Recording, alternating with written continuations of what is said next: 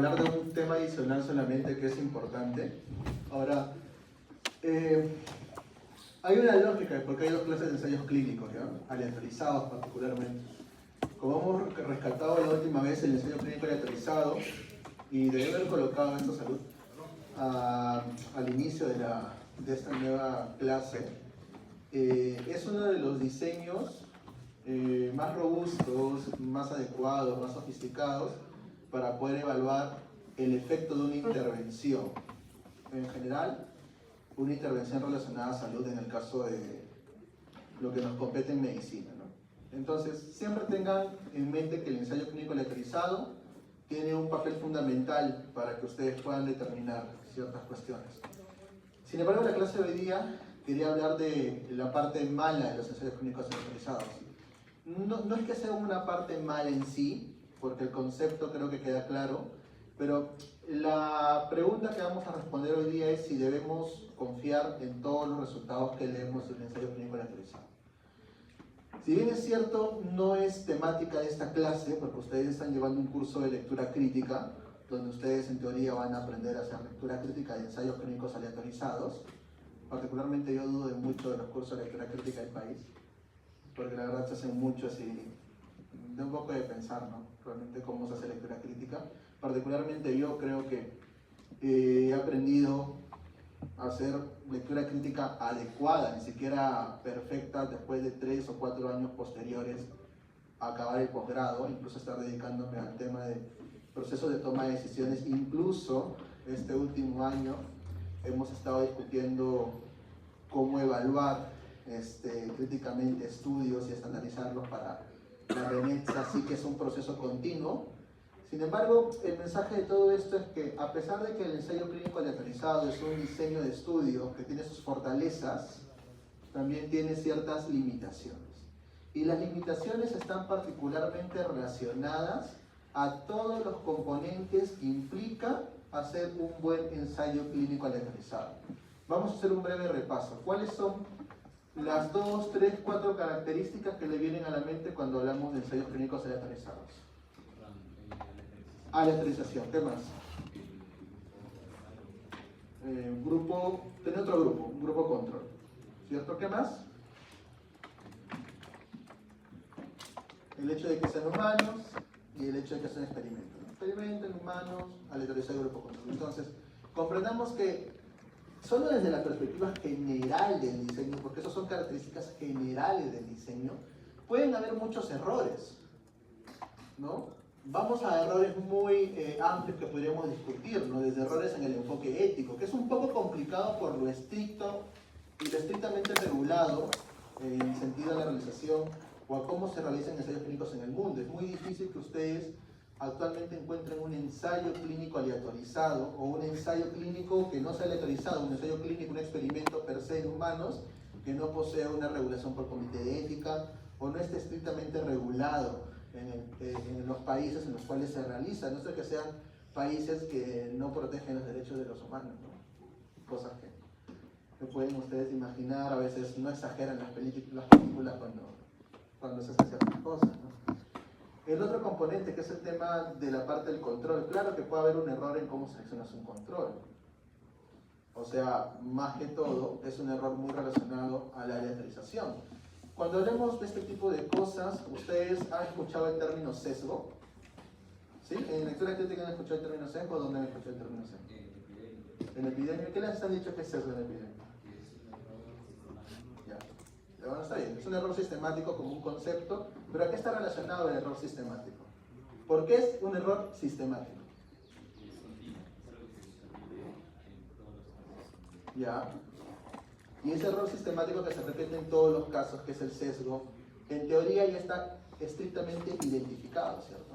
O sea, tú sabes, por ejemplo, y para hacer un punto de quiebre muy didáctico, que cada diseño de estudios tiene identificados ciertos sesgos que pueden ser cometidos.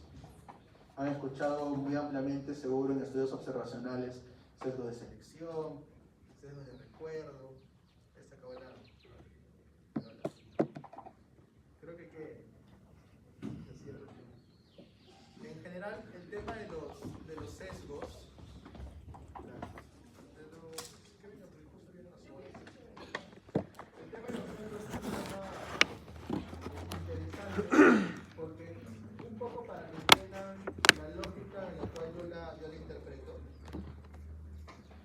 Cuando uno empieza a evaluar ya parte del curso de diseños clínicos en investigación o investigación clínica, van a darse cuenta que muchos de estos cursos evalúan particularmente 2 o 3 módulos. Un primer módulo enfocado a ensayos clínicos, aleatorizados particularmente. Ahí tú puedes hacer de ensayos clínicos 12 sesiones, 10 sesiones por cada una de las cosas que me digo.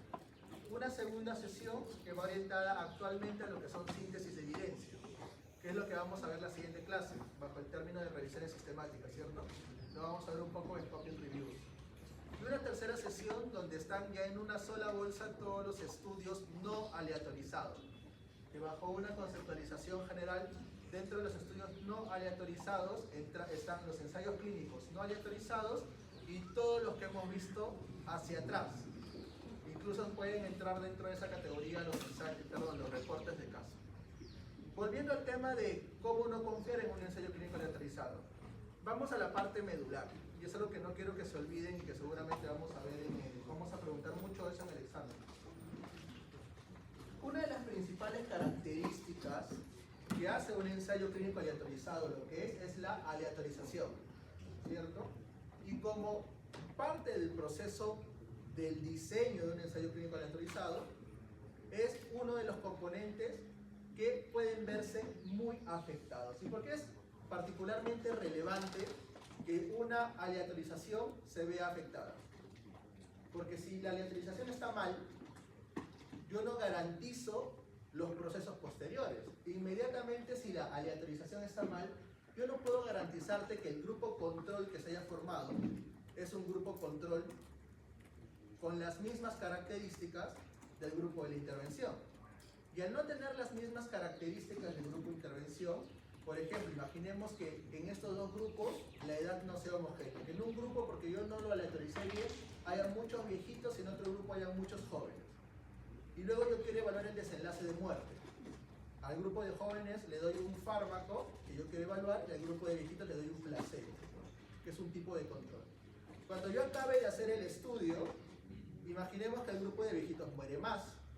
Tú finalmente pudieras asumir que la intervención es la que protegió al grupo de jóvenes, bueno, al grupo de intervención que está compuesto por más jóvenes porque te equivocaste en la aleatorización, para hablar en términos de equivocación.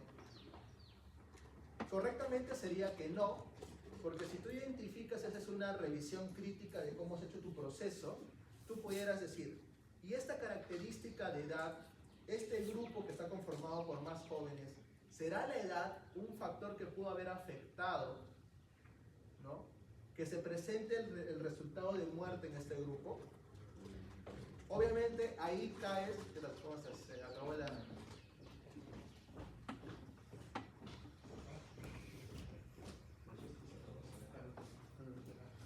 Entonces, volveríamos nuevamente a la necesidad, recuerdan cuando hablábamos de estudios observacionales, a esta necesidad de hablar del concepto de confusores, ¿no?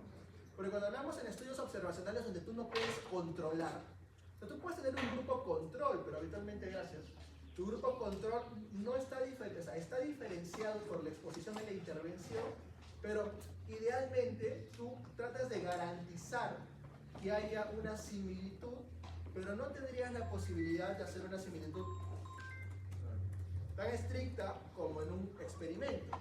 Si bien es cierto, los experimentos también me sirven para evaluar potenciales confusores, lo ideal es que entre estos grupos, por la aleatorización, no hayan características disímiles entre estos grupos. ¿Ok? A no ser que sea una característica no contemplada o no explorada.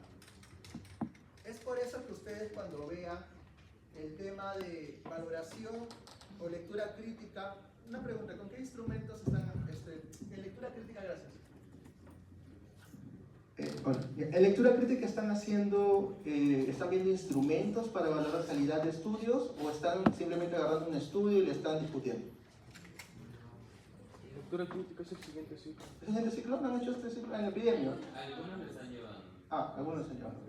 Entonces, cuando hagan lectura crítica, van a darse cuenta que existen instrumentos, que son cosas diferentes, ¿ya? Hay instrumentos para hacer lectura crítica, porque el objetivo de la lectura crítica es que tú puedas tener una conclusión que puedas aplicar a un contexto en particular. Y hay otros instrumentos que son de evaluación de calidad metodológica. Cuando tú evalúas lectura, cuando tú haces lectura crítica no hablas de sesgos en general. Cuando tú hablas de lectura crítica, tú hablas de ciertas características metodológicas que te harían o no confiar en el resultado de un estudio. Cuando tú hablas de evaluación de calidad de un estudio, sí hablas de sesgos particularmente. Y en el caso de ensayos clínicos hay un instrumento que ustedes seguramente van a conocer en un futuro, que es el instrumento Risk of Bias de Cochrane, el ROC versión 1.0 y 2.0. Y como parte de sus dominios, porque es una actualización en el 2.0 de hace como unos 5 o 6 años, no, un poco más, 2017 ya son 7 años, ¿no? 8 años. Un dominio que no ha cambiado es el dominio de la aleatorización. Vuelvo a repetir, aleatorización se tiene que hacer de una forma adecuada. ¿Cómo yo garantizo que la aleatorización en un ensayo clínico aleatorizado sea adecuada? ¿Qué se les ocurre? ¿Qué es aleatorizar? ¿Cómo? ¿Balancear? ¿Qué dijiste? Al azar, perfecto. El azar es un concepto. ¿Alguien tiene alguna idea adicional? ¿Qué es aleatorizar? ¿Qué es randomizar? Ojo, randomizar está castellanizado, así que se puede utilizar.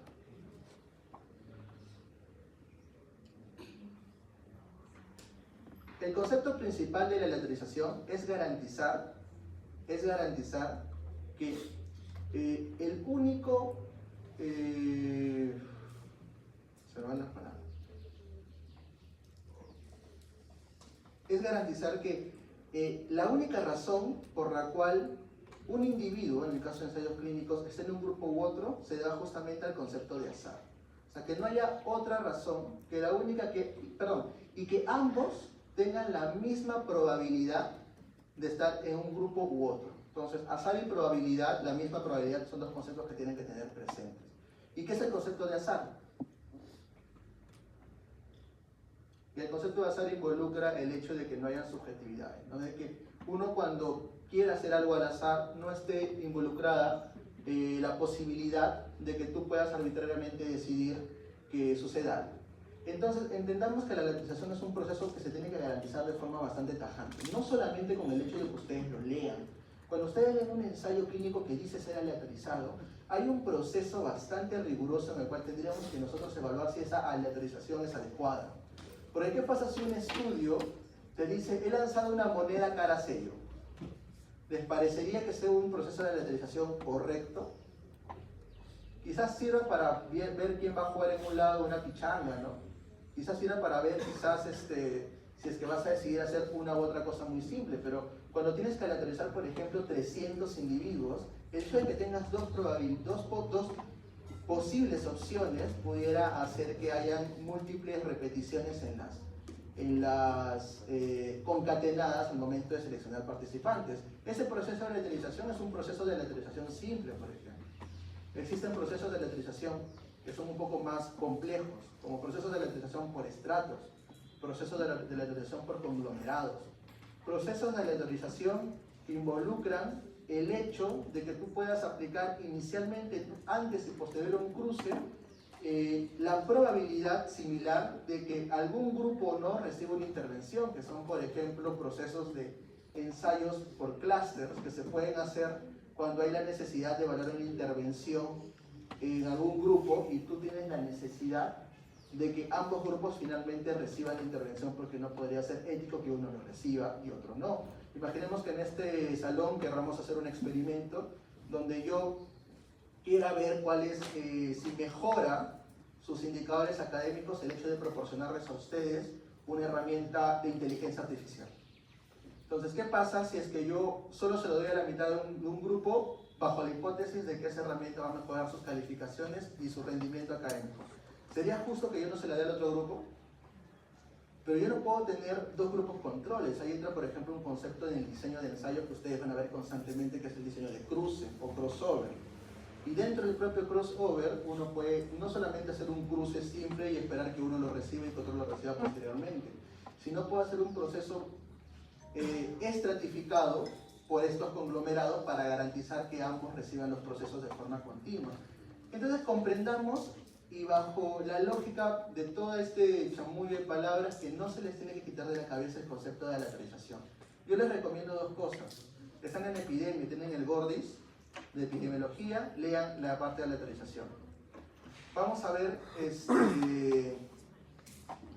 traten de ver de varias fuentes porque el concepto es el mismo, porque el tema de aleatorización sí lo voy a preguntar no solo de lo que está en las diapositivas, porque hay una o dos diapositivas que nos interesan, pero la idea es que ustedes puedan tener un concepto más claro y lean, ¿no? Porque si no, ¿de qué sirve seguir hablando de eso? Entonces, la idea nuevamente acá es criticar el azar, criticar estos componentes. Si ya critiqué la aleatorización, ¿qué otro componente puede verse comprometido en un ensayo clínico aleatorizado? Recordemos que el objetivo de un ensayo clínico aleatorizado, y es un concepto que creo que sí lo vamos a ver en estas diapos, digo creo porque hay algunas cosas que he retirado, pero luego el concepto de que tú puedas afirmar al final de un estudio que el efecto se debe a una intervención de forma muy objetiva, no solo depende de que tú controles de forma externa las características de los participantes. ¿Qué pasa si yo a la mitad de ustedes, imaginemos que tienen, vamos a ver una tontería, imaginemos que tienen cáncer, ¿ya? La mitad y la otra mitad también tienen cáncer, pero a ustedes les voy a decir que les voy a dar una droga muy novedosa y muy buena, y ustedes lo saben, y este otro grupo sabe que, oye, vas a estar en mi experimento, te voy a seguir, pero solo te voy a dar un placebo, o sea, te voy a dar una intervención que es inocua, que es inerte, que no tiene un efecto, un potencial efecto terapéutico. Hay viene otro concepto de los experimentos relacionados a algo que se llama cegamiento. El hecho de que tanto los participantes como la persona que aplica la intervención y evalúa los resultados conozcan qué persona está recibiendo tal cosa. ¿Por qué? Porque si yo estoy controlando adecuadamente que hay dos grupos similares, estoy controlando que estos grupos, pues la intervención que voy a aplicar en uno de estos va a ser la que, o voy a esperar que sea la que genere el resultado. ¿Qué pasaría si hay componentes subjetivos que afecten este resultado? ¿Qué pasa si las personas a las cuales yo les digo, teniendo un cáncer avanzado, que están recibiendo una intervención, que están recibiendo esa intervención, seguramente van a sentirse de mejor ánimo, van a desarrollar una vida de una forma más cuidadosa, van a decir gracias a Dios por permitirme recibir este medicamento, voy a cuidarme más, voy a acudir a todas mis consultas, a todos mis seguimientos, voy a estar muy alegre con todo este proceso y voy a estar ahí. Mientras las personas que reciben placebo o pueden decir, ¿qué hago acá? Si es que no me están dando nada, mejor no voy a mis controles, mejor me voy del estudio porque no me sirve, o en pocas palabras puedo tener conductas que puedan afectar el desarrollo, por así decirlo, el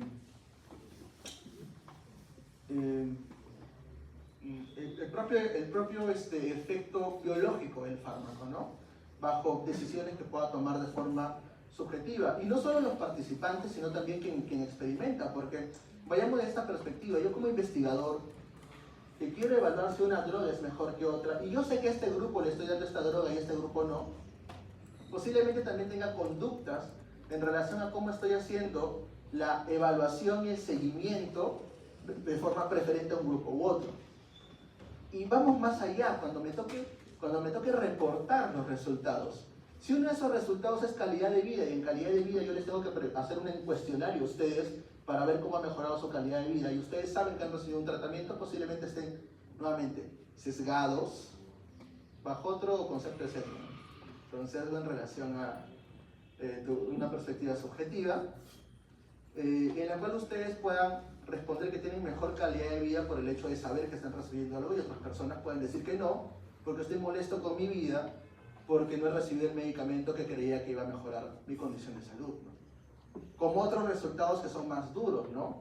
Morirse, ahí sí no puedes ocultar o no puede ser subjetivo, ¿no? Si te mueres o no te mueres, es un tema de conteo y es poco probable que se oculte.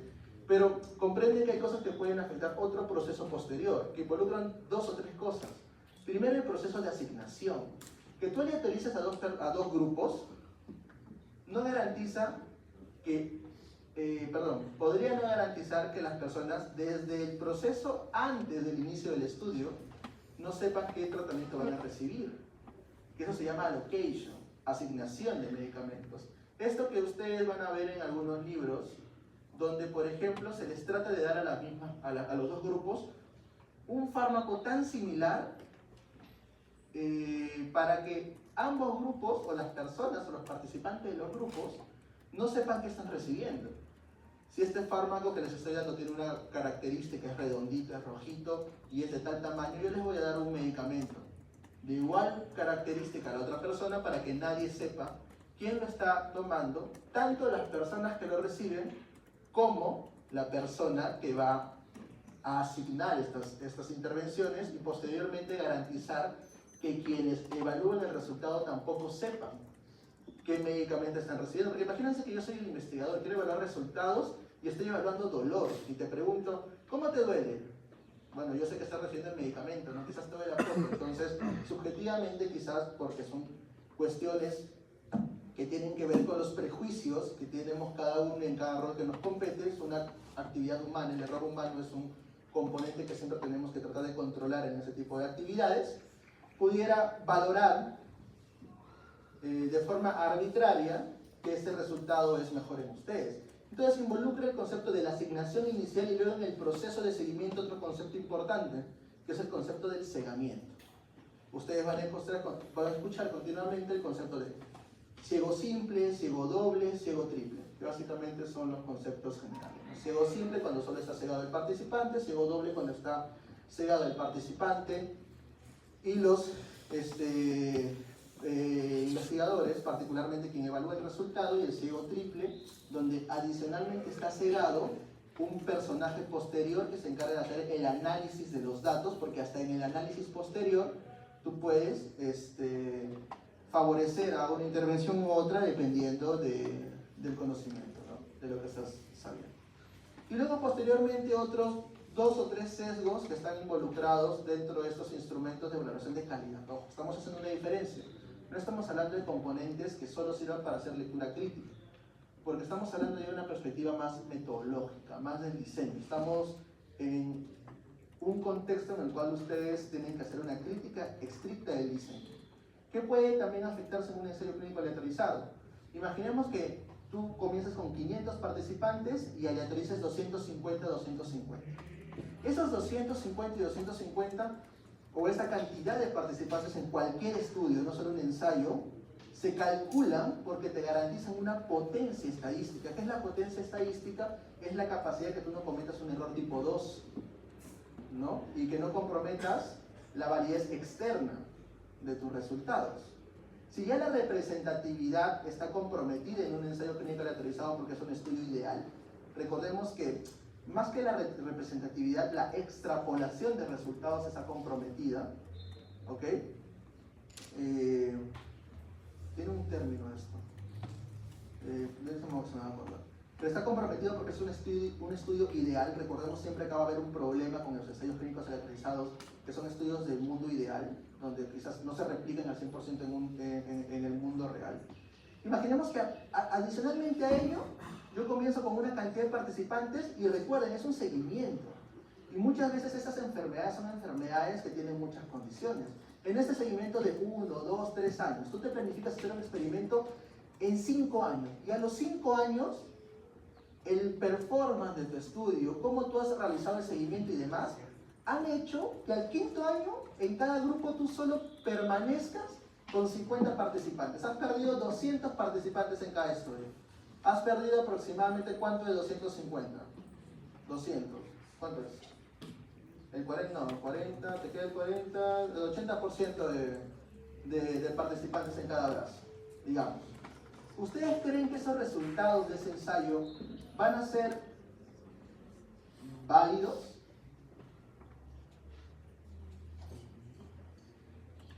Recordemos que el concepto de validez tiene varias conceptualizaciones. Una conceptualización de validez es la conceptualización que hemos visto hace unas semanas en los estudios de precisión diagnóstica, ¿no? Que la validez es la capacidad de un instrumento para determinar un resultado correcto, ¿no? Pero hay otro concepto de validez dentro de la parte estadística, ¿no? Que son dos particularmente, la validez interna y la validez externa. La validez interna relacionada justamente a los sesgos, a los temas metodológicos, y la validez externa relacionada a este concepto de potencia, ¿no? Se afecta la validez externa si es que tú pierdes participantes. Y eso garantizaría que esos resultados hayan tenido entonces una potencia adecuada para poder tener la posibilidad de no rechazar una hipótesis nula de no rechazar una hipótesis nula que sea correcta, que es el concepto de error tipo 2. No, porque has perdido muchos participantes. Este es otro concepto de los ensayos que son potencialmente valorados en sesgos, es el sesgo de desgaste, en inglés el attrition bias. ¿Ok? Finalmente, algo importante en los ensayos clínicos aleatorizados es dos componentes adicionales que son el tema de de tener disponible un protocolo, porque si bien es cierto estamos hablando de las cuestiones éticas, que es muy difícil que un ensayo no tenga un protocolo, por ejemplo, que haya sido evaluado, van a encontrar ustedes que hay ensayos que no tienen protocolización, que van a leerlos y en ninguna parte dice que hay algún protocolo. Algunos te dicen, hemos hecho un protocolo en el hospital de tal, pero ya, dime dónde está tu enlace, cuál es tu referencia, dónde puedo encontrar ese protocolo para verificar que lo que tú estás haciendo, estás publicando en este momento, vaya de acorde a lo que tú me estás proponiendo. Porque hay un tema que es bastante peliagudo cuando hacemos tema, ya no solamente para aplicación clínica, sino nosotros cuando hacemos temas para aplicaciones en salud pública, cuando hacemos una valoración de estudios, pero para un proceso de toma de decisiones, es que nosotros somos muy suspicaces en creer que la industria farmacéutica es lo suficientemente viva, por no decir otra palabra, para siempre presentarte resultados a favor de sus medicamentos. Y eso es lo que les digo hace semanas, ¿no? No crean siempre todo lo que leen. O sea, no sean de esos médicos que van ahí a defender a la industria cuando no les han dado nada, solo porque les muestran un estudio o porque ven algo que no entienden. Muchos médicos, ustedes se van a dar cuenta, leen cosas que no entienden y su primera reacción no es querer comprenderla, sino es atacar a la parte metodológica o a la parte estadística. Y muchos de estos colegas que son, gracias a Dios, ya los mayorcitos, porque los más jóvenes ya como que entienden parte, siempre dicen, ay, es que nosotros no somos estadísticos, nosotros salvamos vidas, no vemos números. Es una respuesta muy estúpida para no aceptar que no sabes ni siquiera leer un resultado. Entonces, la idea acá es que somos suspicaces. ¿Por qué es importante ser suspicaz? Porque ustedes tienen que tratar de tomar decisiones con resultados que sean adecuados, ¿no? Entonces, tú pones contra la pared a esos resultados y ¿qué es lo que sucede? Habitualmente en el protocolo se dice que van a hacer algo y no lo hacen. Hacen denominados estudios, por ejemplo, post-hoc. ¿Qué quiere decir eso, doctor? Análisis que no están contemplados en un protocolo. ¿Por qué? Porque a veces vas en el estudio y te das cuenta que no están dando los resultados bajo la protocolización que has hecho, y en el camino dices, oye, ¿qué tal si hacemos un análisis, pero para este subgrupo? Y ahí, sí salen resultados positivos. Ojo, estoy siendo muy malicioso con eso también. No es que tenga la intención de no aceptar que nosotros también a veces, cuando leemos ese tipo de cosas y tenemos estos prejuicios, porque son también prejuicios de una evaluación metodológica, no solemos exagerar en nuestras críticas. O por ejemplo, algo muy común que sucede, que no se suelen reportar los resultados como se habían preconcebido, no porque hayan análisis adicionales, sino porque simplemente no los quieren reportar. Porque los resultados no salieron como se esperaban y simplemente no los reportan. Imaginemos que querían reportar sobre vida global y luego tú ves las publicaciones al quinto año y no hay ningún estudio que reporte sobre vida global. ¿Por qué? Porque quizás hubo respuesta favorable en otros resultados que son subrogados, como una sobrevida libre de progresión, que no es un resultado clínico final muchas veces relevante o considerado relevante. Ahí sí salió positivo y solo publican eso, pero no publican el final, que es el resultado que realmente te interesa. ¿Por qué? Porque no les conviene. Eso ya es mucho más malicioso, pero cuando hacemos evaluación, voy a hacerlo así también, porque parte de la cuestión crítica que tienen que tener, tienen que contemplar eso. Y ese sesgo relacionado al reporte, o se denomina sesgo de reporte, sesgo de notificación, que también tiene que estar contemplado, ¿no? Y afecta posiblemente a un dominio posterior para valorar un concepto que se llama certeza en la evidencia, que se llama sesgo de publicación, relacionado a sesgo de publicación, sesgo de reporte, entre una y otras cosas. Y muchas otras cuestiones que ustedes van a considerar en la parte estadística, por ejemplo, la intención del análisis que se hace. Es muy diferente hacer un análisis por protocolo, por intención a tratar. Los invito a que lean estos conceptos que son importantes en estos diseños para poder finalmente garantizar que un ensayo pueda desarrollarse de forma, o se haya desarrollado de forma adecuada. Gracias a Dios, en las últimas décadas, bajo justamente el influjo de la medicina basada en evidencia, porque recuerden que ustedes están haciendo medicina actualmente con un enfoque en medicina basada en evidencia, a pesar que no lo sepan, a pesar que cuando postularon ni siquiera sabían que era medicina, les informo que están haciendo medicina basada en evidencia, así que da mucha vergüenza, si alguno de ustedes se quiere ir afuera, al extranjero, que no sepan ni siquiera leer bien un estudio. Así que enfóquense en eso si al menos quieren no dar lágrimas. Porque allá o en muchos otros países, en Perú este influjo está comenzando. Recién tendrá al menos una década de que el concepto ha ingresado y se está institucionalizando, poco a poco, ¿no? Pero en otros países está más institucionalizado, entonces tengan bien presente este concepto y estudien. Entonces, ¿qué es lo que sucede? Lo que sucede es que nosotros tenemos que entender que hacer un ensayo es complejo. Tenemos cosas favorables, que es lo que ya hemos conversado en la clase previa, y hay cosas que tienen que tener en consideración. ¿Para qué? Para que al final garanticemos, y gracias a Dios, actualmente en este enfoque de medicina basada en evidencia, todos los que participamos de estos procesos estamos alineados. Yo quiero tener la total seguridad de decir que los ensayos más recientes, ya casi todos están protocolizados, hay protocolos públicos, siempre hay forma de obtenerlos porque ya tanto la industria como las iniciativas gubernamentales o privadas han notado que es relevante ser transparentes. Los estudios garantizan, o al menos si es que no pueden cumplir con algún componente metodológico estricto, te justifican por qué no lo pueden hacer. Y lo más importante, ¿no?, de todo esto es que ya no hay esa, o sea, ya no tenemos mucho recelo en el concepto de que la industria puede ser, por ejemplo, o alguna cuestión subjetiva, partícipe de que los resultados que estamos leyendo no sean pertinentes de ser evaluados. Actualmente, recuerden, hay mucha información.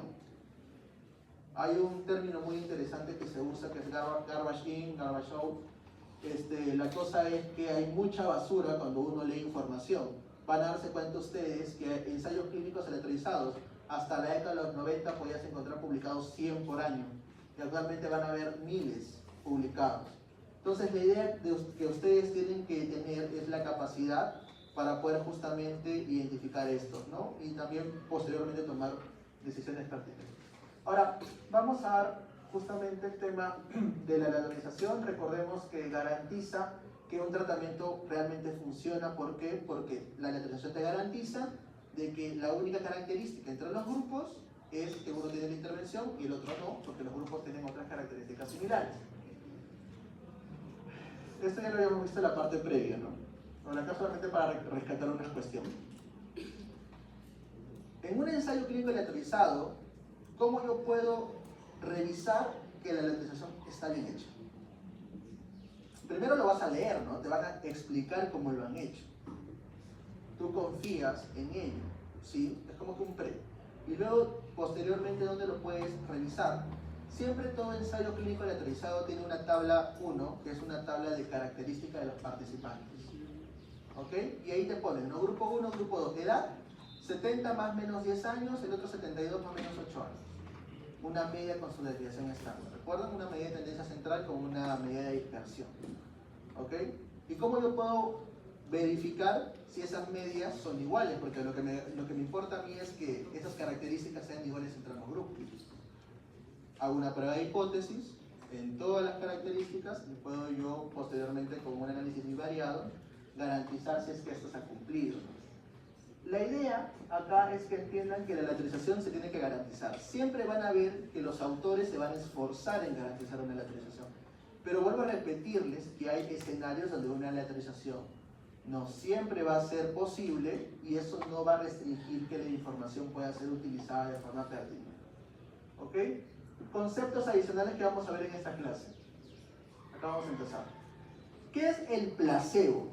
Porque vamos a hablar de características del grupo control. Grupo control, digamos digamos, 100 personas con cáncer, 50-50 con similares características. ¿Ok? Y a una le voy a dar una intervención. Concepto clave de la intervención. Recuerden, efecto activo, efecto terapéutico activo. Yo busco comparar primero un medicamento que tenga un efecto terapéutico activo contra la enfermedad que quiero evaluar, porque si no, ¿para qué voy a hacer un experimento, ¿no? Si quiero evaluar, por ejemplo, un cáncer de mama, ahí vamos a ver una droga que inhiba los receptores ER2, ¿no? Si es un, qué sé yo, es un receptor ER2 positivo, ¿no? O algo por el estilo, ¿no? Como abemaciclib, por ejemplo, ribociclib también. Yo puedo ver ellos, es una intervención que yo tengo un fundamento, vuelvo a repetir, como hemos visto en las clases previas, una hipótesis activa contra la enfermedad. Y yo en el control, ¿qué puedo poner como control? Yo puedo decir, oye, ¿saben qué? Vamos a ver, darle a este grupo esta intervención versus no darles ninguna intervención. Pero yo no puedo dejarlos sin darles nada a veces. Por eso lo complejo en este punto es definir qué recibe el grupo control. Y acá, lo que habitualmente todos sabemos, porque es lo que está como que en el default cuando leemos ese tipo de conceptos, es el término de placebo. ¿Ok? Recuerden bien que es un placebo. Es algo que es inerte, que no tiene un efecto terapéutico o no tiene o no tengo la intención de evaluar algo con un efecto terapéutico activo, terapéutico directo contra la condición clínica que voy a evaluar. ¿Por qué esto es importante recalcarlo? Porque a veces uno lee en el estudio, vamos a comparar esta droga biológica versus la mejor terapia de soporte, versus la decisión del clínico, del médico tratante. Mientras en la decisión del médico tratante, como se conceptualiza el experimento, no hay otro medicamento que tenga un efecto activo, por ejemplo una quimioterapia, posiblemente el comparador tenga más características de placebo que de otra cosa. Habitualmente ustedes van a leer que los ensayos les dicen, ¿no? Versus placebo.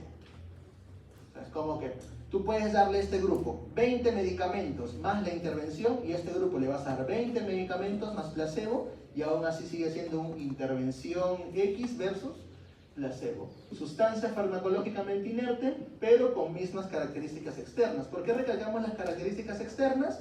Para garantizar esta valoración que hacemos de que nadie sepa qué está recibiendo. Recuerden conceptos de alocación, de asignación y de cegamiento. ¿Ok? Pero ¿qué otras posibilidades hay? Escenarios donde el control tenga que ser un fármaco activo. ¿Cómo, doctor? ¿Cómo puede ser un fármaco activo? O sea, yo no estoy queriendo evaluar una intervención, a ver si esa intervención es mejor que no darle nada. No siempre, porque hay escenarios donde ya existen medicamentos.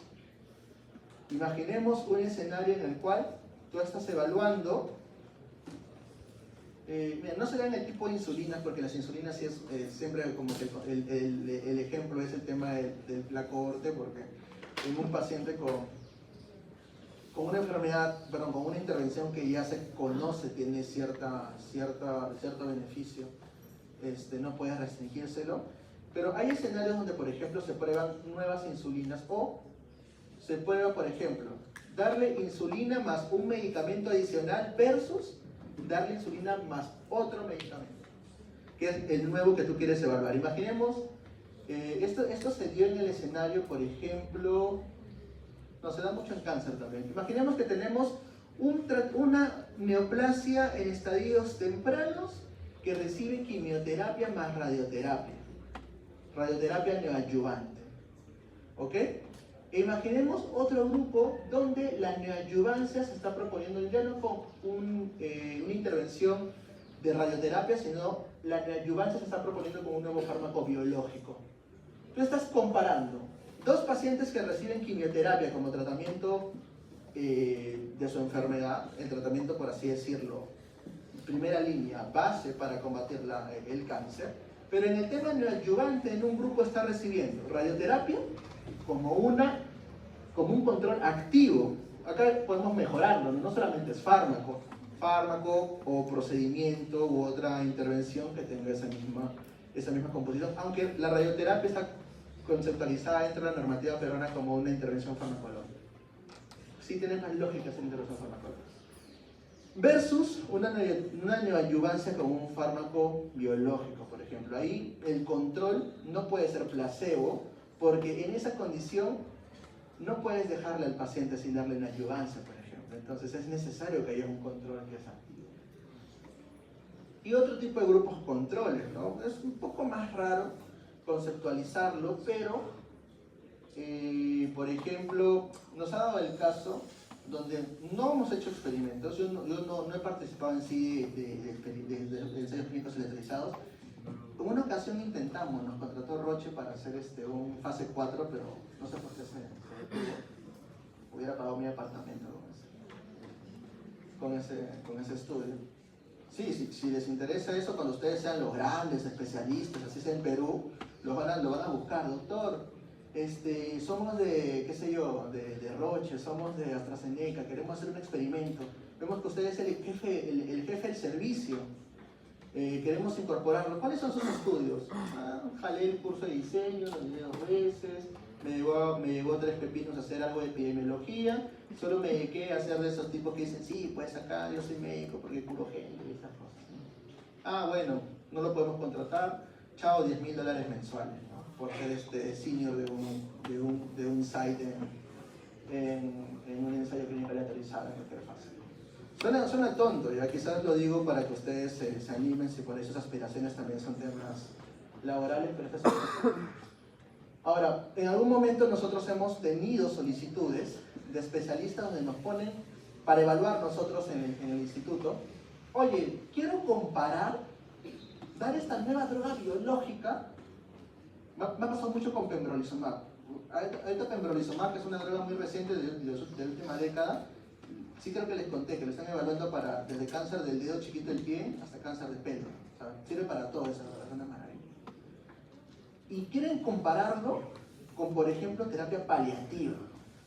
Y tú te pones a pensar, pero terapia paliativa no es placebo, pero sí le estás dando algo. Pero en teoría no le estás dando nada. Pero es como que son esas conceptualizaciones medio raras, porque el problema no parte de que tú tengas que pelearte evaluando el comparador que te proponen, sino es decirles, oye, proponme un buen comparador, porque la idea es que tú tengas siempre el mensaje claro de que el comparador, básicamente, y ya para dejar de chamullar tanto, la principal característica que va a definir es si tiene una acción activa. Si es activo, no es placebo. Y si es inerte, es placebo. Si no es placebo, pueden haber muchas configuraciones, pero lo importante es que te quede claro que no es placebo. ¿Y por qué es importante que nos quede claro que no es placebo? Porque bajo la conceptualización estándar de lo que es un ensayo clínico, porque el ensayo clínico aleatorizado o placebo en el grupo control es como que el default, existen muchos efectos que pueden producirse por cada uno de estas intervenciones. Por ejemplo, cuando uno mide el efecto de una intervención, acá el outcome ya saben que significa desenlace o resultado. Por ejemplo, imaginemos que es el resultado de muerte. Tú tienes 2 grupos con pacientes con cáncer metastásico. Miren, sonará un poco crudo, pero en ambos grupos van a haber muertes, porque es parte muchas veces de un resultado que es producto de la historia natural de la enfermedad. Siempre un porcentaje va a tener un resultado particular. Entonces, hay una parte del resultado que se debe a la historia natural de la enfermedad. ¿Ese resultado te interesa para analizar? La realidad es que no tanto, porque te interesa más bien estos otros efectos, porque imaginemos que el azul es el basal, ¿no? Es lo que siempre sucede. Sabes, en esta enfermedad siempre fallecen el 10%. Entonces ya sabes que en el grupo control de 50, más o menos 5 van a fallecer, en el grupo de intervención de 50, 5 van a fallecer. Pero lo que te interesa es que, por ejemplo, de este basal que habitualmente sucede, tú tienes una pregunta adicional. ¿Cuántos pudiera evitar que fallezcan, ¿no? Imaginemos que tu conceptualización es que con el grupo control van a fallecer menos. Entonces tú dices, ya, hay un efecto que puede estar siendo mitigado por el tratamiento en este caso. Porque estamos hablando de un efecto respuesta, ¿no? Estamos hablando de un efecto que quiero que minimice, porque si acá yo pusiera como efecto, por ejemplo, mayor satisfacción, hay una satisfacción estándar y hay una satisfacción que te lo presenta el placebo. ¿Por qué? Y este es el muy común denominado efecto placebo. ¿Qué es el efecto placebo?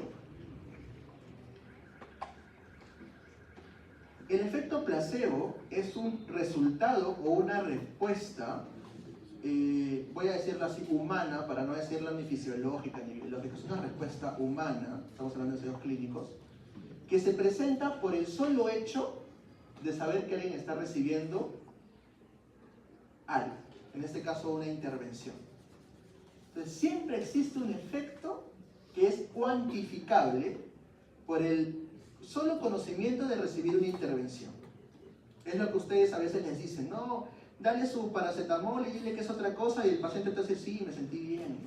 O dale algo pues, o cuando ustedes han visto, por ejemplo, en alguna película o en alguna serie que les dan una tableta de azúcar, ¿no? O un caramelo y le dicen que es un medicamento, uy, sí, ya me siento mejor, para que se hagan una idea. Y este efecto placebo es cuantificable. Si le sumamos al efecto habitual, producto de la historia natural de la enfermedad, que se denomina efecto Hawthorne, este efecto de acá, que se produce justamente por la historia natural de la enfermedad, más el efecto placebo, por así decirlo, es el efecto que habitualmente se puede esperar de darle una intervención a un individuo. ¿Qué resultado a nosotros nos interesa? El resultado que es la diferencia entre estos efectos totales entre ambos grupos, que si nos ponemos a pensar en un grupo donde recibe una intervención va a haber un efecto de la historia natural más el efecto placebo y más el efecto de la intervención, y en el otro grupo va a haber un efecto de la historia natural del placebo, y obviamente al no recibir la intervención, al no recibir el tratamiento que quiere evaluar, va a haber un efecto adicional. En todo ensayo que nos interese evaluar, van a darse cuenta que la diferencia de efecto del grupo control con la intervención se mide justamente bajo la conceptualización estadística de cuantificar esta diferencia. Estos términos van a venir en el examen, ¿ok? Así que traten de repasarlo adicionalmente de alguna otra forma. En conclusión, sea por un efecto sumativo o un efecto de resta, porque a veces nos interesa no que haya más efectos, sino que haya menos efecto de algo, siempre vamos a tener que cuantificar estas diferencias de efectos. Y tener un grupo control que te garantice, por ejemplo, o que tú conozcas bien a tu grupo control, te va a garantizar que tú puedas asumir en las conclusiones de que el efecto se pueda deber solo a una historia natural, solo a un placebo u otras cuestiones, porque recuerden que las intervenciones no solo son farmacológicas, las intervenciones también pueden ser, por ejemplo, quirúrgicas. Hay ensayos muy famosos, ¿no? Estos experimentos que se hicieron para determinar que la cirugía laparoscópica abdominal es más efectiva, en términos también de eficiente y segura que la laparotomía abdominal, ¿no? Un experimento que se llevó a cabo, por ejemplo, en la década de los 90, donde, por ejemplo, ahí tú no puedes ocultar la asignación, porque ¿cómo puedes ocultar un tajo de 15 centímetros versus 4 o 3 o 4 aberturas que eran como que la laparoscopia poco antigua, ¿no? Entonces, ahí hay efectos adicionales que podrán estar relacionados al concepto de efecto placebo, que no tenemos que relacionarlo, como les comento, solamente a una intervención farmacológica, si pueden relacionarse con otras intervenciones. O por ejemplo, estos experimentos muy interesantes que se dieron en la primera década de este siglo para apendicitis aguda, donde comparaban la laparoscopía versus el tratamiento farmacológico antibiótico, ¿no?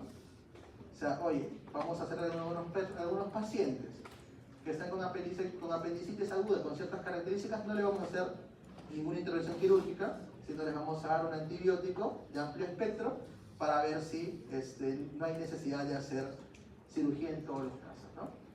Cosas del primer mundo, ¿no? Cada uno le siguen abriendo apéndices hematosos, ¿no?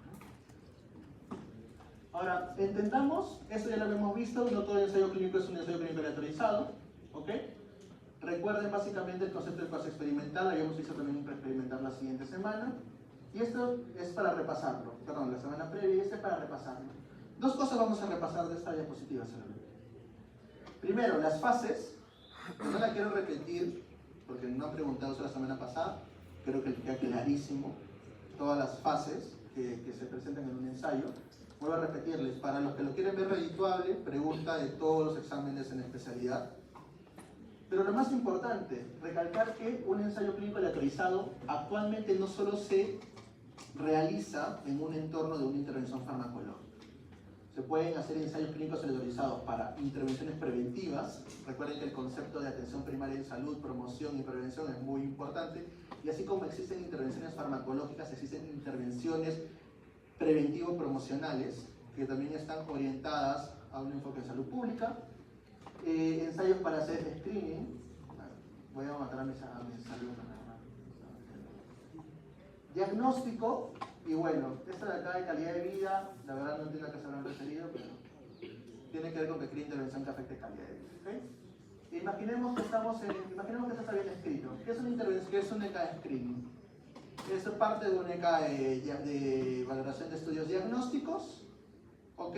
Que tiene otro enfoque. Recuerden que en la evaluación diagnóstica hay básicamente dos enfoques. Un enfoque primero de tamizaje y un enfoque posterior de corroboración del diagnóstico final.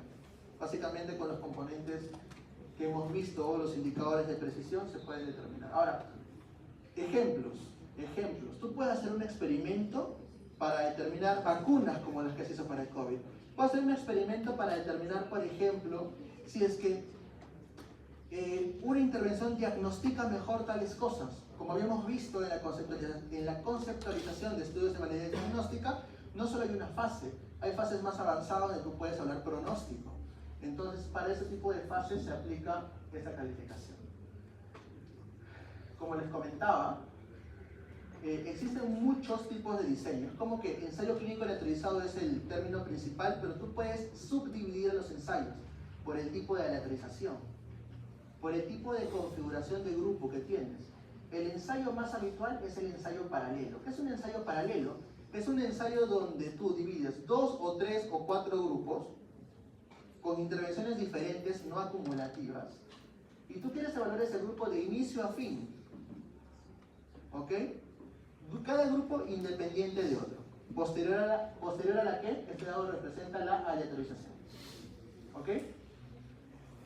De estos 7, los que me interesa que ustedes puedan entenderlos son los paralelos y los cruzados. Quizás uno que van a evaluar también comúnmente o van a verlo denominado es el factorial. El factorial compara diferentes grupos, pero los grupos tienen intervenciones conjuntas. Otro que me interesa a mí, porque es uno que recientemente estaba explorando, es el estudio secuencial, que básicamente involucra o se hace mucho para estudios o este tipo de estudios educativos, donde tú no puedes restringir que un grupo reciba una intervención. Tú tienes 8 grupos, y en los 8 grupos los evalúas, por ejemplo. En un primer mes a un grupo le das la intervención, a los 7 no le das. En un segundo mes a este ya no le das, al segundo le das, a los otros 5 no le das. Y así hasta acabar 8 periodos. Y tú secuencialmente estás evaluando la intervención en cada periodo para garantizar que todos reciben la intervención, pero que hayan mediciones sin el efecto de la intervención que te está interesando. Paralelo es la gran mayoría de estudios. La gran mayoría de estudios son paralelos. Esta propiedad es muy fácil de ser reconocida porque la mayoría de ensayos clínicos aleatorizados te proporcionan como figura 1 o figura 2 un flujograma de la distribución de participantes. Y ahí tú puedes verificar ese tipo de características. Un estudio cruzado es un estudio interesante. ¿Por qué? Porque si bien es cierto, se usa en escenarios donde puedes tener poquita muestra. Imaginemos que es un ensayo muy chiquito, que tiene 80 participantes, tendrás 40-40, pero es muy poquito, ¿no? A veces requieres más cantidad de muestra para garantizar una potencia adecuada.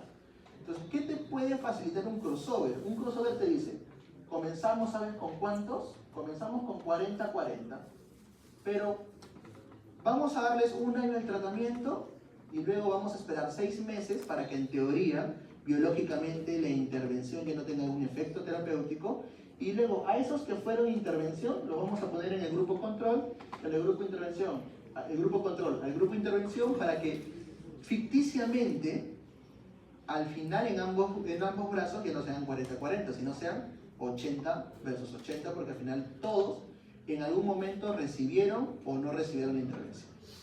Problemas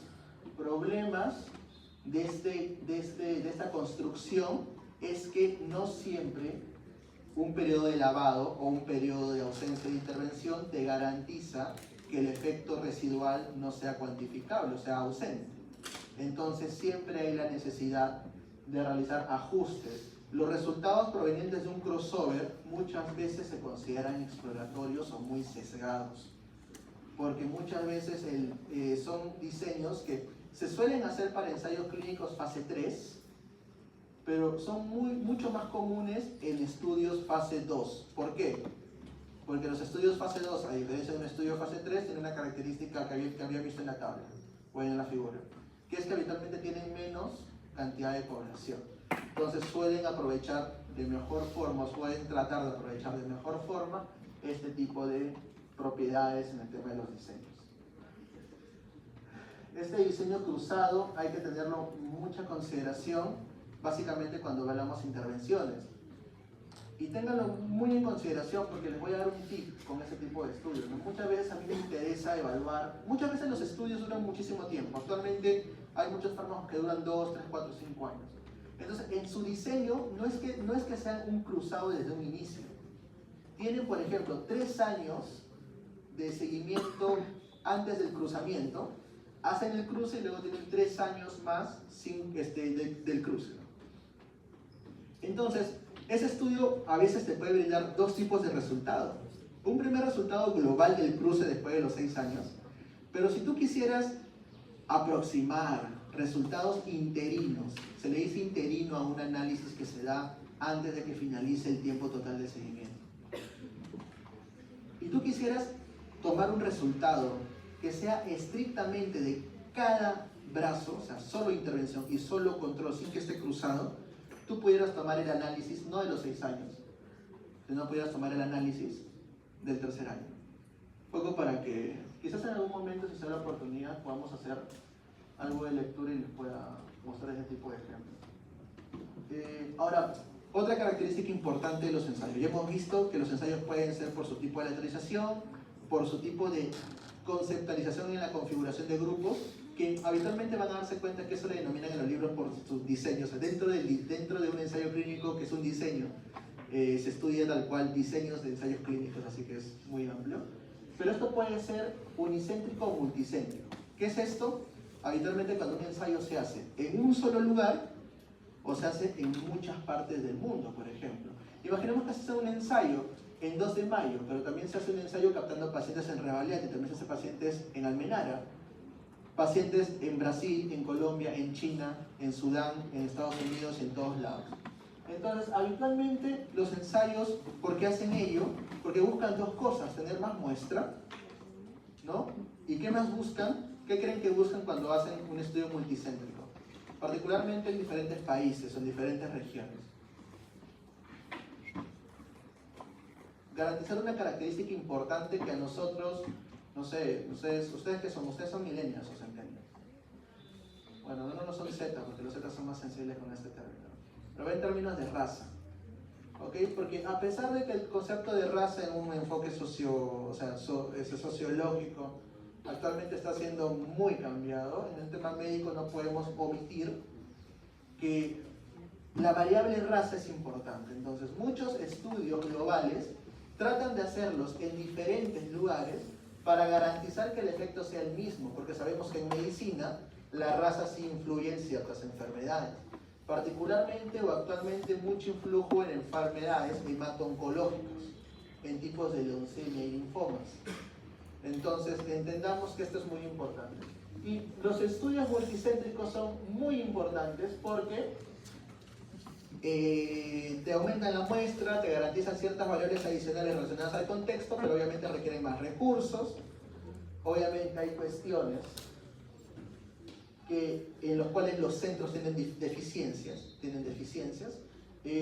No crean que esto acá está alejado del Perú.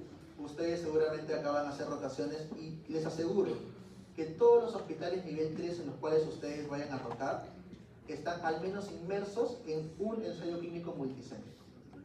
Al menos. No solo en oncológicos, en muchos tipos de tratamientos.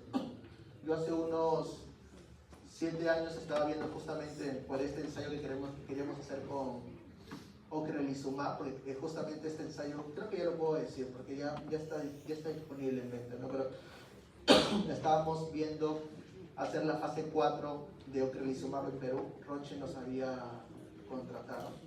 Yo nunca recibí un sol de ese protocolo porque no se llegó a ejecutar. Pero ocrelizumab fue un ensayo para esclerosis múltiple refractaria, no, MRR es esclerosis múltiple remitente recurrente, que estaba siendo utilizado, y ya habían habido ensayos clínicos el 2 de mayo en Cayetano Heredia, que yo me sorprendí porque de 4 años antes en el pregrado estaba con un profe de neurología el 2 de mayo que yo ni siquiera sabía que sabía leer un ensayo clínico. Entonces me sorprendió saber que estaban inmersos en ello y me sentí bastante interesado en seguir ese proyecto. Entonces, la idea de un estudio multicéntrico, ya para parar con los ejemplos, es que tienen una limitación importante, adicionalmente, en que te puede afectar la aleatorización.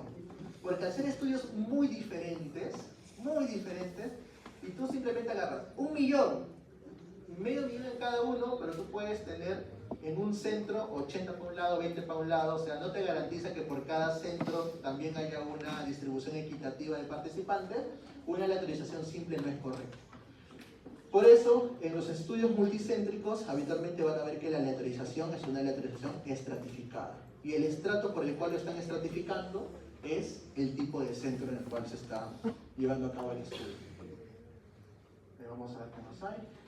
El ciego, como hemos hablado, esto no va a venir en sí, por ahí pueda poner una pregunta para diferenciar quiénes sacan 20 y quiénes sacan 19, para los que les interese estudiar bien lo que es el ciego. Recuerden que el ciego garantiza que estos efectos que hemos visto, el cegamiento garantiza que estos efectos que hemos visto sean los efectos propios del tratamiento. Porque si el ciego está roto, porque si todos los participantes y los evaluadores saben que están recibiendo, posiblemente, ¿qué se ve afectado? ¿Qué creen que se ve afectado? Posiblemente se ve afectado el efecto placebo. ¿Ok? Y si el efecto placebo se ve afectado, el efecto residual o el efecto de la diferencia que te interesa evaluar puede que esté lógicamente sesgado. Y esto es quizás lo más complejo de entender, pero lo más importante. Entendamos para ensayos clínicos aleatorizados algo muy relevante. ¿Cuál es tu intención cuando haces algo?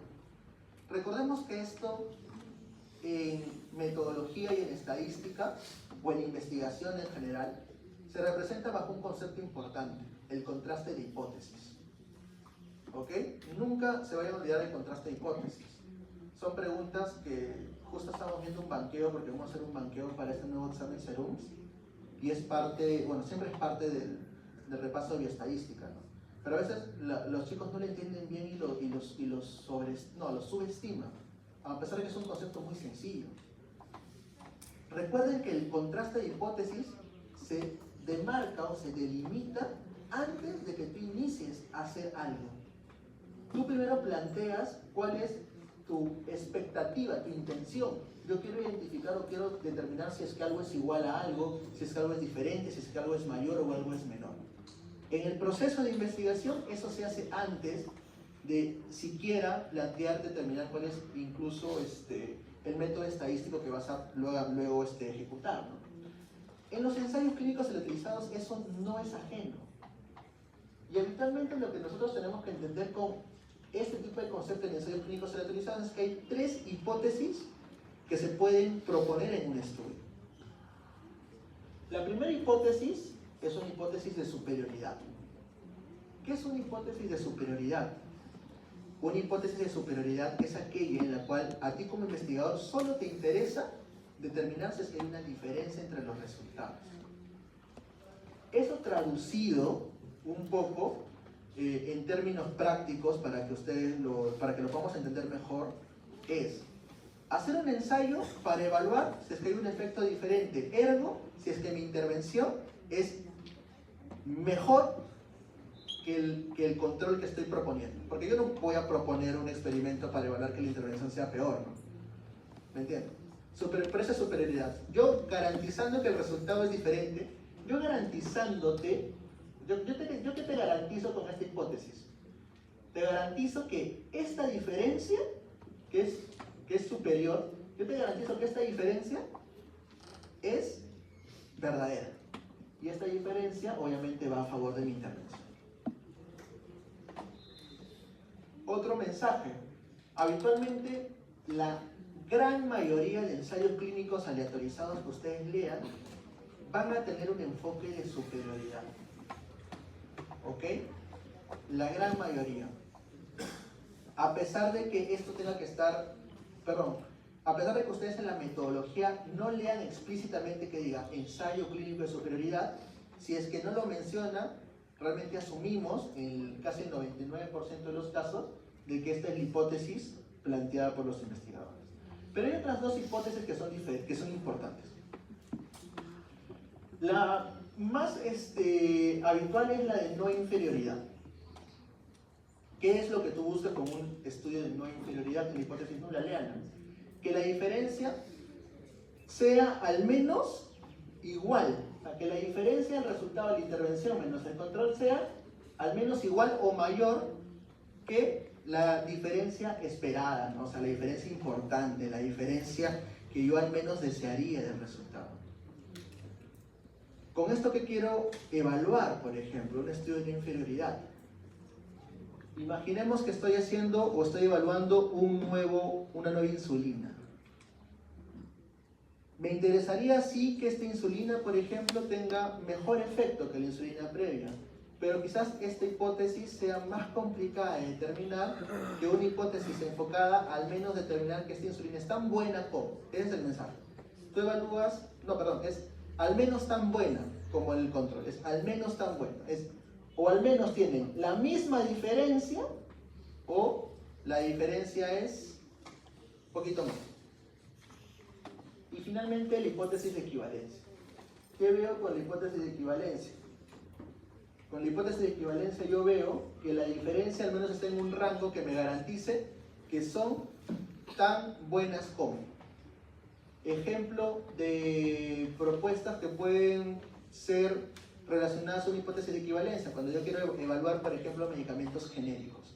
Tengo un medicamento de marca, soy la farmacéutica, año 2024 lo descubrí, año 2015 lo descubrí, hice un ensayo hasta el año 2023, 2024-25 entró en comercialización, tengo, ¿qué se llama esto? Un derecho, ¿no?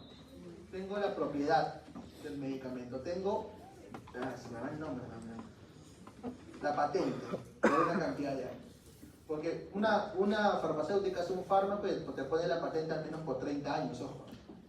Y a los 30 años, aproximadamente recién, la patente se libera, a no ser que haya hecho modificaciones sustanciales en la formulación para seguir manteniéndola, y esta se puede hacer por otras industrias, ¿no? Lo que pasó con muchos fármacos. Antes, por ejemplo, había, qué sé yo, solo paracetamol de marca y luego nunca pasó por esa etapa. Las que han pasado por esa etapa han sido drogas, quizás han sido en la década de los 90, en los 80 actualmente, dependiendo del régimen de patente que se regularice. Por ejemplo, las vacunas de COVID van a tener de patente posiblemente en el 2030, ¿no? 2040, para que puedan ser hechas por otras industrias. La cosa es que cuando acabe una patente y yo como nueva farmacéutica quiero hacer un medicamento, yo tengo que garantizarte que este medicamento es tan bueno como el medicamento original. Entonces ahí yo podría plantear una hipótesis de equivalencia. ¿Se comprende la lógica? En uno tú demuestras que quieres sí o sí demostrar que es mejor, en el otro que es al menos tan bueno como, y en el otro tan bueno como, ¿sí? Enfóquense en los conceptos que les he dicho, no se memoricen esto no los voy a preguntar en el examen, no les voy a poner oye, ¿qué significa esta construcción de hipótesis o no? Porque la verdad es un poco tonto. La idea es que ustedes entiendan más bien el enfoque de superioridad. En un enfoque de superioridad, que es el habitual en un ensayo clínico aleatorizado, tendría que garantizar bajo las pruebas estadísticas correctas de que la diferencia es igual o diferente. Recuerden en estadística las pruebas probabilísticas y no probabilísticas, bueno, también acá se evalúan evaluaciones, no, también hacen no probabilísticas, diferentes proporciones. Pero habitualmente la gran mayoría de hipótesis que evaluamos, por ejemplo, en bioestadística básica e intermedia, que ustedes han llevado, se basan en pruebas de hipótesis de igualdad versus no igualdad. Un t-student, chi cuadrado, ¿qué más? En tema de cálculo de estimadores de riesgo, ¿no? Cuando ustedes hacen un riesgo relativo, ustedes han visto el riesgo relativo P0.0001.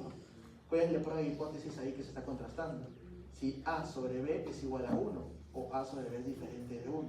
Entonces entendamos que superioridad, que es la habitual, está muy relacionada con lo que ya debemos venir sabiendo. Entonces ya se imaginarán que cuando se hacen ensayos clínicos aleatorizados no se hacen pruebas estadísticas rayadísimas o extrañas. Ustedes habitualmente cuando ven ensayos clínicos aleatorizados, cuando vean todo el ensayo complejísimo de 5 o 10 años, al final un t-student para diferencia de medias. Oye, te puedes a pensar a veces cuando, ¿por qué eso es algo tan complejo para que al final hagas una prueba tan simple? Porque es la prueba que se necesita para corroborar esta hipótesis. Tú no haces todo el diseño para lograr hacer una prueba estadística sofisticada. Tú haces todo el diseño para garantizarte la construcción metodológica de la causalidad, porque finalmente lo que nos interesa acá también es valorar el concepto de causalidad. ¿Ok? Esto es para que un poco lo entiendan. Nuevamente, el de superioridad, tú buscas evaluar que el tratamiento tenga, o sea, que la intervención, el tratamiento B sea desde la diferencia de cero en además un efecto a favor. En la equivalencia buscas, oye, sabes que hay un rango en el cual yo te garantizo que al menos son iguales, o sea, son tan buenos, y este te garantiza al menos desde un punto aceptable que es tan bueno como para tener resultados tan favorables como cierto rango de resultados que pudieran igual garantizarme que tiene un efecto favorable para el paciente o para el cuadro clínico. Y acá se complejiza un poco, y con esto quiero terminar, que esto depende de cada desenlace, porque recordemos que no todos los desenlaces son de beneficio. No solo nos interesa un ensayo solo para garantizar que, por ejemplo, me genera menos muertes o más muertes, o me genera más calidad de vida o menos calidad de vida. A veces me interesa hacer un ensayo también para valorar si es tan seguro como, ¿no? Porque recuerden que para tomar decisiones no solo me interesa saber si algo es bueno, sino me interesa saber si es que el balance entre que es bueno y malo es pertinente. En ensayos clínicos aleatorizados hay muchísimas cosas más. Creo que sería cuestión de que ustedes lo puedan conocer más. Yo les recomiendo hagan sus diplomados de auditoría, hagan sus diplomados de ecografía, que todos hacen, ¿no? Te gradúas y te dicen, oye, sí, vas a ganar plata haciendo ecografía.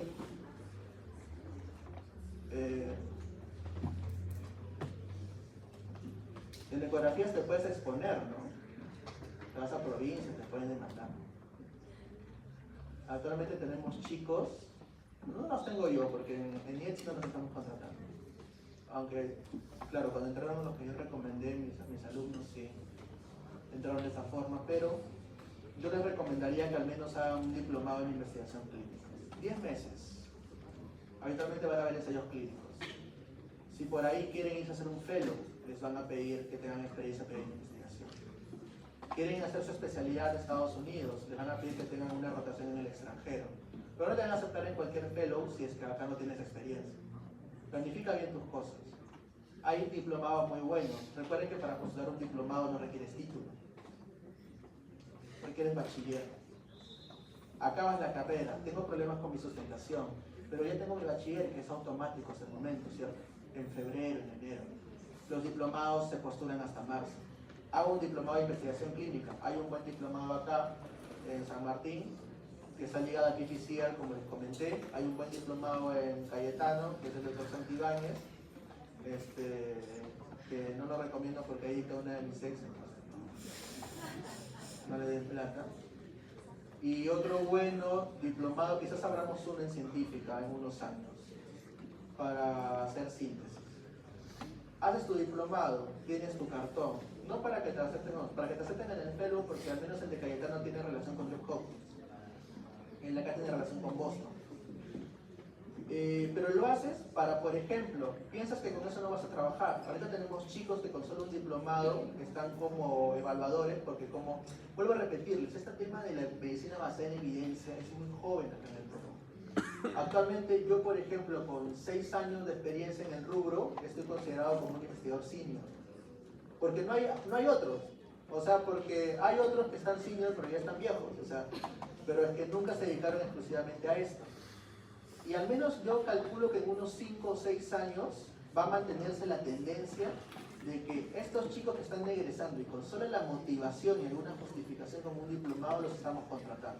¿Cuánto les están pagando por trabajar básicamente tranquilos 6 horas mientras se preparan, estudian y rotan para su sueldo porque muchos quieren irse al extranjero?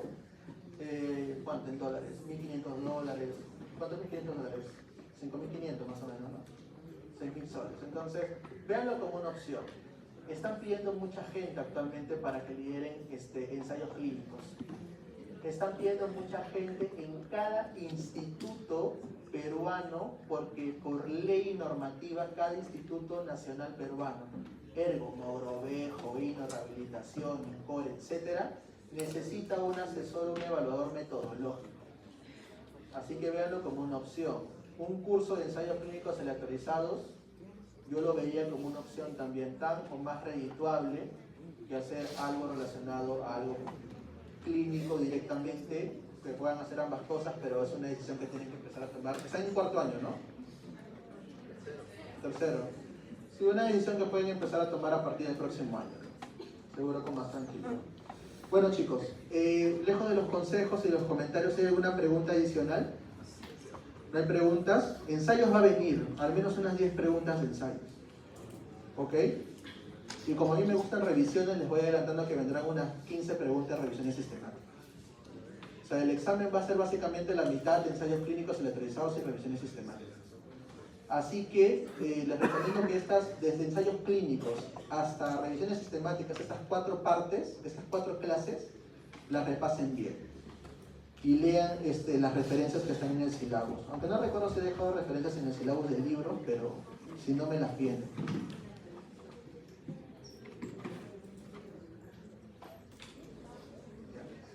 ¿Quiénes tienen clase a las 9? Levanten la mano.